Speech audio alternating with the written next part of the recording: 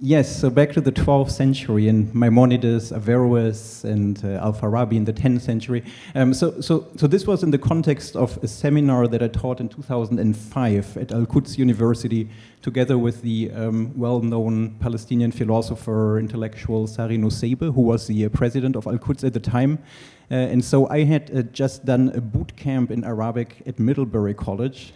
So I learned Arabic in Jerusalem, then I went to Cairo to improve it, and then finally I got sort of the final touch, like I really activated it by speaking with other American students at Middlebury College, and I was actually fluent in Fusha, in the sort of standard Arabic, and I thought, no, let me now use it, and so I went to this Palestinian university in East Jerusalem, and we co-taught a seminar in philosophy in which we started with Plato in Arabic translation, and then we went to these medieval philosophers, both Muslim and Jewish, including Maimonides, who read Plato, who read Aristotle in Arabic translation.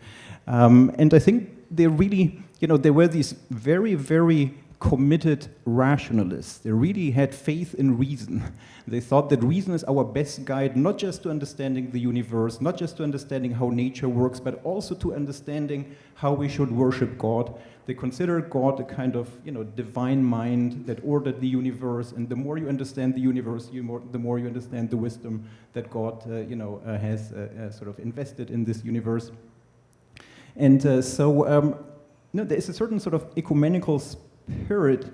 I mean, it's not that they were inclusive in the way we are inclusive. So sometimes people speak about, multiculturalism during the Golden Age in medieval Spain. I think that's nonsense. It wasn't multicultural. This was really kind of a republic of the mind.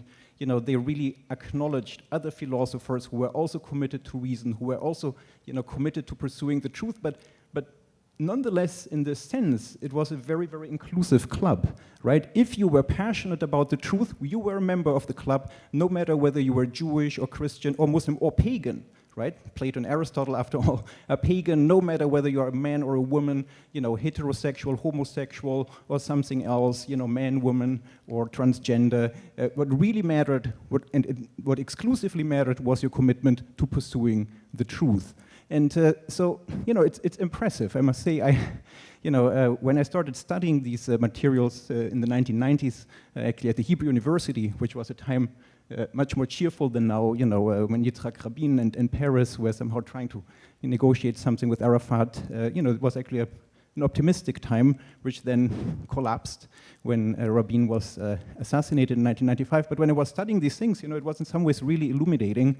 And both Asari and I felt that bringing this material to the attention of our students, whether Muslim or Jewish or Christian or whatever, is in some ways, it provides them with a kind of counter model, right? Something that I think comes unexpected to them, and just being aware of the fact that this exists in their own religious tradition and deeply embedded in it, right? Maimonides is not just anyone, but he's one of the, great sages, one of the, main intellectual religious authorities in the Jewish tradition. So that this is really at the center of their religious tradition, I think, was really enlightening, and I think the students kind of, they saw it, and, it gave them something to contend with, to think about. I don't think they became Maimonidians or Averroists, but, they saw that, there was another way of thinking about how to connect to the other, how to build a community based on certain core values such as wisdom and virtue. So in that sense, I felt it was valuable, and I think the students really got that. One of our best students in class was actually a member of the Hamas faction on campus, and he wrote an excellent paper comparing Maimonides and Averroes, and I don't think he became a sort of a medieval rationalist, but nonetheless, it was clear that there was an understanding of what the project was, and that was in itself a valuable